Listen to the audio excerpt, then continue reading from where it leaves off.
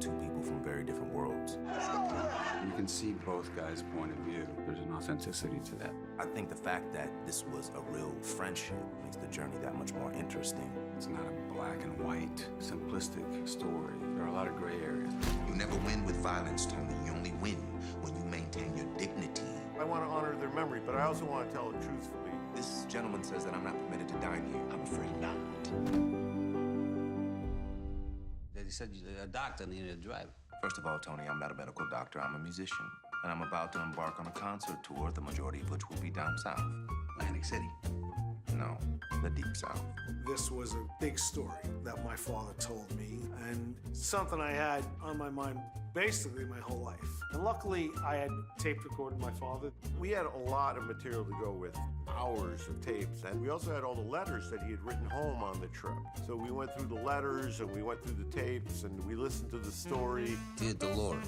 I saw Dr. Shirley play the piano. He's like a genius, I think. I got back in touch with Dr. Shirley as an adult and got his side of the story. He wanted me to tell the whole story, everything that he told me and everything my father said, and he said he wanted to wait until he had passed away. I met him when I was 5. Remember when I walked into his studio apartment over Carnegie Hall? He had a throne, these floor-to-ceiling windows. It was like Liberace meets Beethoven. And he came out in this long African robe. He was very, very interested. My father was a family man. May I? Dear Dolores, as I'm writing this letter, I'm starting to get thirsty. You know this is pathetic, right? The fact that Don Shirley was this amazing pianist, their narrative is underscored by this beautiful music. And it is so masterfully blended together. It feels like a musical, but it's not. Don Shirley had a lot of albums. A lot of the music is music that he played during his career, and we're bringing that back. You know, when you first hired me, my wife went out and bought one of your records. The one about the orphans. Cover had a bunch of kids sit around a campfire. Orpheus. Those weren't children on the cover. Those were demons in the bowels of hell. Must have been naughty kids. My father had a real appreciation for music. I mean, working in the Copacabana and nightclubs in New York, he saw a lot of amazing musicians. But when he met Dr. Shirley, it was a whole different level of art. Anyone can sound like Beethoven or Joe Pan, but your music, what you do, only you can do that. Not everyone can play Chopin. Not like I can.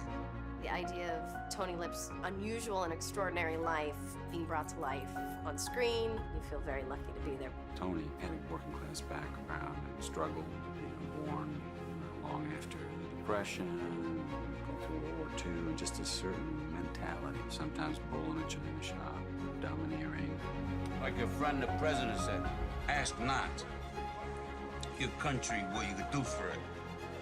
Ask what you do for yourself. It is a little tricky when you're writing about a real person with the son of that real person who adored that real person. Tony Vallelonga and Don Shirley, though brilliant, great people, like everybody, they had their flaws. You don't know about your own people. You, Mr. Big Shot, you live on top of a castle. So if I'm not black enough, and if I'm not white enough, and if I'm not man enough, then tell me, Tony, what am I? Doc and Tony, different as they are, they become like brothers. They fight, they argue like brothers, and in the end, there's a loyalty and a real affection that grows between them. That's a great shot. For me, watching this movie being shot is a whole different experience. It's crazy, but in a great way. Tony, are you hungry? Does Betty like butter? There are things about the story in terms of friendship and love and acceptance that will always be relevant. You know, the world's full of lonely people afraid to make the first move. I love Tony Lip. I love Don Shirley. These are good guys, really good guys. And they were lifelong friends after this trip. They both died within 3 months of each other after being friends for 50 years. Last night was the 5th anniversary of the date that the real Tony Lip passed away, January 4th, 2013. If you see yourself in either one of those characters and then understand how they are able to come together at the end and become friends and care about each other, then we can do that in the real world. I don't get it. How does he smile and shake their hands like that? Because it takes courage to change people's hearts.